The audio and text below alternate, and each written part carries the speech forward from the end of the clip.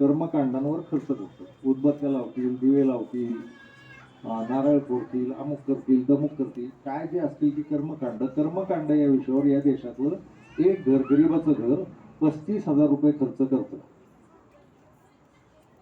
किती घरं असतील या देशात? बरं, ज्याचा काहीही उपयोग होत नाही. म्हणजे देवा मला पाव असं म्हणून प्रार्थना केली तर देव बटर सुद्धा घेऊन येत नाही, इतकं साधं आहे. हेच गरिबांनी ते 35,000 जर मुलांच्या शिक्षणावर, घराच्या आरोग्यावर, घराच्या कष्टांवर, पोरांच्या रोजगारावर खर्च केले तर किती पैसे वाचतील. आणि या देशात 70% जनता ही गरीब आहे.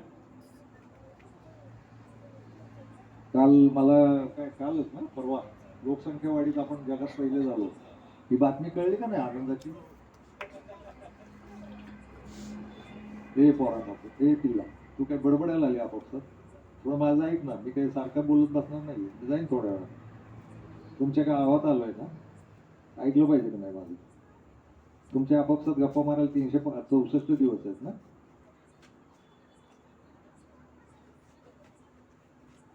सत्तर 70% देश गरीब आहे. काल तो जाहीर झाला की जगातली सगळ्यात जास्त लोकसंख्या आपली आहे, भारताची.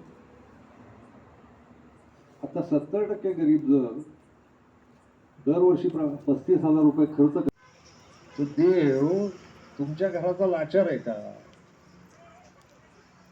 देवाला घर हवंय का? असं एक वाक्य आहे की सृष्टीच्या कणाकणात देव भरलेला आहे.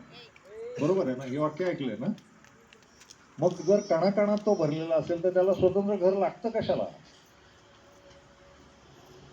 आणि ते मग राजस्थानवरनं टाईल्स मागवा, सोन्याचा कळस, देवाला सोन्याचा कळस.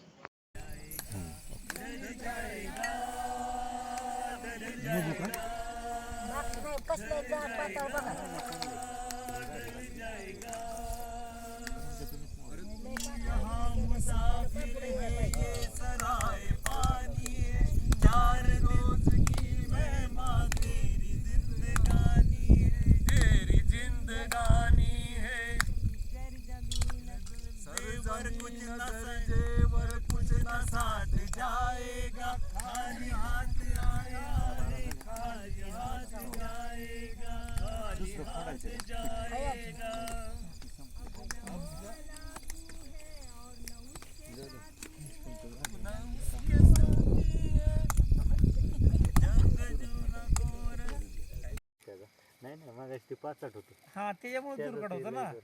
आता हे प्युअर जळ लागला त्याला. 5-8 बंद झाला. 3 उशिरा ठेवायला पाहिजे होता वाच. 5-8 चहा मस्त वाटतो प्यायला. आता कळेल. ठीक आहे, जसं असेल तसं.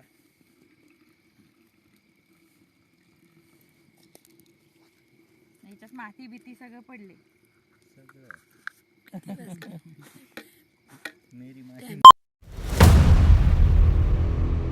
अनंत काळाच्या गर्भातून आलेली ती गुलामी होती.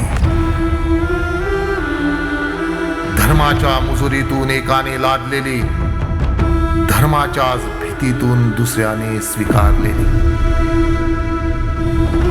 ती एक संवेदनहीन व्यवस्था होती. तिला स्त्री म्हणून तुडवणारी, तर त्याला शूद्र म्हणून हिणवणारी, तर कधी इथल्याच भूमिपुत्राला मातीत गाडणारी. ती काळोख्या वाळवंटातील न संपणारी रात्र होती. मग एक सूर्यक्रांतीचा त्या अंधाराला चिरत आला. तो वंशबळीचा वाळवंटाला पेरत आला.